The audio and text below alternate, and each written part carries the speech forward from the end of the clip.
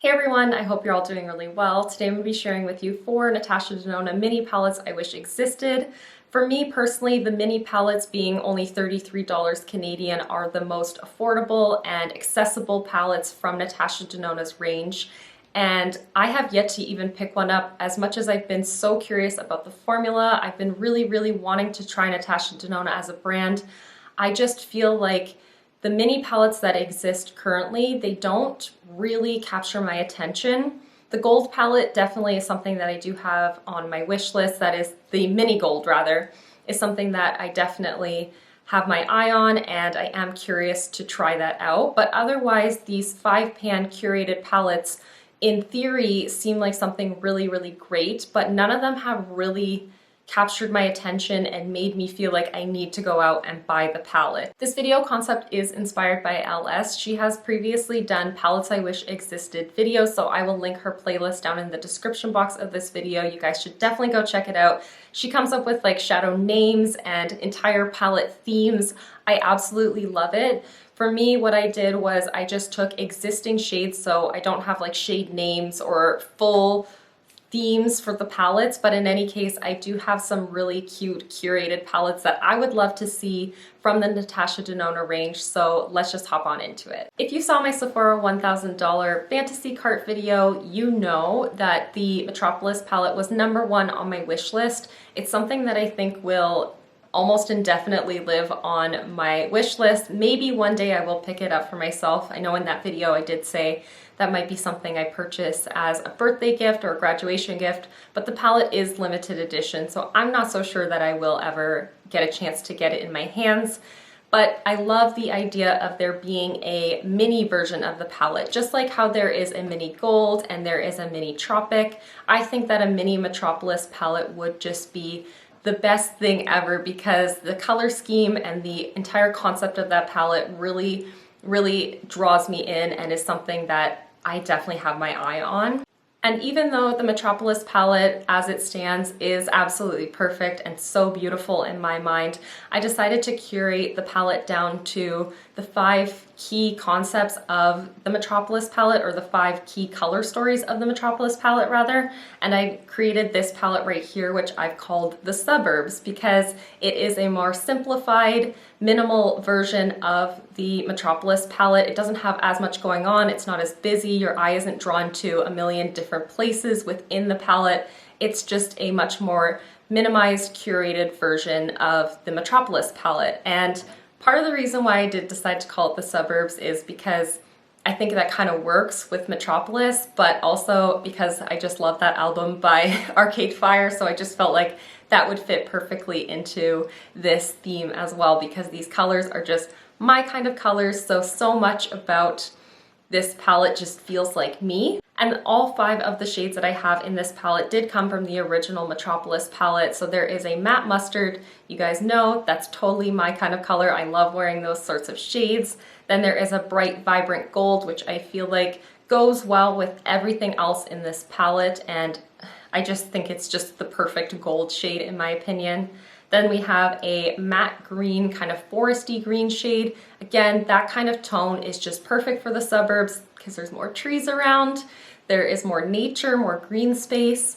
And then there is that brown, which I think really just helps to ground the palette and to give it much more diversity. You can use this brown in so many different ways. And then the final shade in this palette is a shimmery teal kind of color, which looks like it may have a bit of a brown base to it. And I just think that this perfectly encapsulates all of the concepts, all of the color stories within Metropolis down to 5 shades only. And this is a palette I would absolutely adore to see created by Natasha Denona, because I would buy it in a heartbeat. These are colors that I think I just feel the most comfortable in. I think it gives you a chance to play with the formula and to create some daytime kind of looks, some more like nighttime grungy looks. It's just perfection in my eyes. So this is the Suburbs. I love this palette. In my personal opinion, the Sunset palette is what kind of put Natasha Denona as a brand on the map and made it much more approachable for the everyday consumer. The price point's a little bit lower and the colors are very well curated. The color scheme is absolutely beautiful. And then because of the success of the Sunset palette. I think that's the reason why they brought out the Sunrise palette, which incorporates a little bit more cool tones, a little bit of lighter tones, and it's not so deep in comparison. These two palettes work perfectly together. They work perfectly independently, of course, and I wanted to curate two mini palettes using the concepts of both of these palettes and bringing them together into two mini palettes. So curating them down to virtually 10 pans, but one is appropriate for daytime and the other is appropriate for nighttime. So let's talk about the daytime, and I'm saying that definitely loosely, daytime palette. And so here is the Sunlight palette, which encapsulates the lighter, brighter tones of both the Sunrise as well as the Sunset palettes, and it meets them kind of right in the middle. And even though this is only 5 pans, this palette I feel like is just so well curated, offering you complementary colors that you can pair together or you can wear in totally different ways. And I just feel like it can create such a diverse range of looks. So you have two mattes in here, one being more peachy and one being a bright yellow. I love yellow, so of course I had to have a yellow, and I feel like having this palette called the Sunlight palette, the yellow just was totally essential, and I feel like it is a daytime appropriate color for me as well. So that's the reason why the yellow is in there. And then that more peachy pink brown kind of nude I think will help to ground all of the metallics that I did decide to put into this palette. But the shimmers are really the key part of this palette in my opinion. I decided to put two neutral shimmers because this is, again, the daytime palette, so I wanted to keep it nice and neutral and light and bright and totally wearable. But then there is that pop of that pinky purpley kind of shade which comes from the Sunrise palette, and I think that just makes it have a little bit more edge, makes it a little bit more playful, and gives this palette a little bit more interest than it just being a nude neutral mini palette. This is just so well curated in my opinion. This probably isn't for everyone. That pop of yellow might be throwing some of you off. You might think it would be more suitable to have a brown in there, and I did toy with the idea of a brown, but when it comes to the idea of bringing together the Sunrise and the Sunset palettes, a yellow was absolutely essential as it lives in both of those palettes, and I just feel like this palette would be such a treat and so much fun to have in my collection.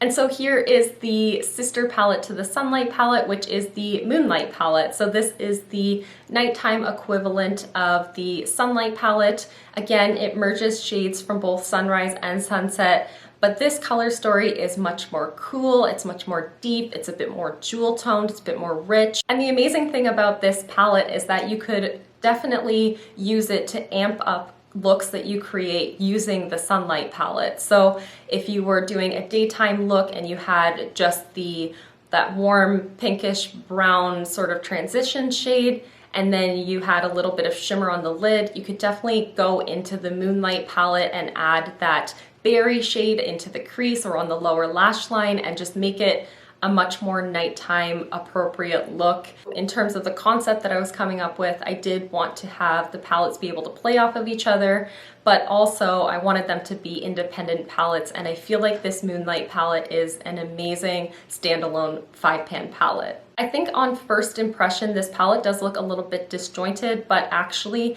I feel like these shades would pair phenomenally, and there's so many different ways that you could pair these shades to create a wide variety of looks, and I want it to work also alongside the Sunlight palette. So the first shade in here is a matte brown, and the reason why I chose that matte brown is because I feel like it would help to smoke out the Sunlight palette, but you can also just smoke out any of the metallics in this palette using that shade. It's just a good base shade to use alongside any sort of eyeshadow palette in my opinion. A beautiful like warm rich brown shade is just perfect. And then the next shade is a like shimmery pearly red, orange, gold kind of shadow. It is so dimensional and I feel like it's just perfect for nighttime. I just imagine this over a candlelit dinner, just seeing the warmth of this shadow just glowing. I feel like it would look so beautiful. The next shade is a beautiful like violet purple shade that looks like it has a ton of dimension as well. Just key for a nighttime look for sure is that dimension and that sheen and that glow. So this shade I feel like really plays off well with the purple in the Sunlight palette, but it also plays off very well with the more berry tone matte that I have also put in this palette. And I feel like maybe this is a more exploratory kind of nighttime palette, but it just is something that I feel like I would get so much use out of. That berry shade is just so beautiful for nighttime. It adds a little bit of interest without being too bold and too colorful, but I feel like it would just pair so well with that shimmer purple, with the brown, with even with the red shade. I think the purple as a base would kind of transform that more red orange metallic. So key. And then there is a beautiful white gold to top it off, because I just think that would make an amazing brow bone or inner corner highlight. For someone with my skin tone, you could even probably use it as a face highlight, and that way you could really bring your nighttime look up and just make it super glowy and super elevated. I just think it's so beautiful. And for my last mini palette, I did take a couple different concepts. The first one being the fact that I have come to realize that there is a Natasha Denona gold palette, there's a mini gold, and there's a bronze palette. But somewhere in the middle, they do not have the silver palette, which I know Natasha Denona really tends to do much more warm tones, especially when it comes to neutrals, but there is no silver palette in the range. And I just feel like in terms of the themes that the brand is going with, a silver palette would play really well off of the current branding. Now there is a $305 palette that contains 28 pans that is the green brown palette. And that palette looks so stunning. It definitely is my kind of color story. Like, I love greens and browns, and it has these hits of silvers and seafoam kind of colors. And I think those are what make that palette actually really special, even though that's not really the theme of the palette. So the mini silver palette is just like the cool toned palette of my dreams, because this isn't just grays and blues. This is something a little bit more amped up than what I tend to see marketed as an all cool tone palette, in my opinion. So the first shade is just that key silver shade. Because that's the theme of the palette, I wanted to have that silver right front and center, and this just looks like such a beautiful metallic silver shade. It had to be, of course, featured. All of these shades in here did come from the green brown palette. I just minimized it from 28 pans down to 5 pans. And then the next shade in here is a gorgeous seafoam light aqua kind of color with a metallic finish that I think would look so beautiful with that silver color. And that seafoam blue shade is just so beautiful. I feel like it really would play off of this next shade amazingly. And this shade just looks like it has so much dimension, and it just looks so special in my opinion. It looks a little bit cool on first impression, but then when you start kind of looking at the shimmers in it, it does look warm. It has like gold and silver and turquoise all kind of running through it. I feel like this would just be such a special shade and would just pair so well with the silver, with the seafoam, or with the two mattes that I've curated into this palette as well. The first one being like a matte cool taupe shade. It just is a great starter shade for any of the metallics in here, or of course a beautiful one and done kind of shadow look. And then there is a satiny kind of matte seafoam color as well, which is more green than the metallic is. And so that plays off of the green brown element of the palette. I feel like that really pulls a bit more green into this, but it still leans much more cool tone than other greens in this palette. So I just felt like it looked absolutely perfect with the combination. And this palette, I would buy that palette in a heartbeat. I would buy any of these palettes in a heartbeat, quite honestly, because these are just, well, of course, I created them because I feel like they would just look so perfect with any eyeshadows that I have in my collection, or to work alongside one another, or just to use independently. These are just so beautiful. This was such a fun exercise for me because I got a chance to play with makeup in a totally different way from what I'm used to. I got to think about color schemes and color stories, and I feel super inspired by all of the concepts that I came up with. Let me know if you are inspired by these. Are these palettes that you would be interested in trying out yourself? Are these palettes that you are drawn to? Let me know what you think about all of my selections. But yeah, that is everything for today's video. Thank you so much for watching and for hanging out with me. I really hope that you are staying safe out there, and I'll see you in the next one. Bye everyone!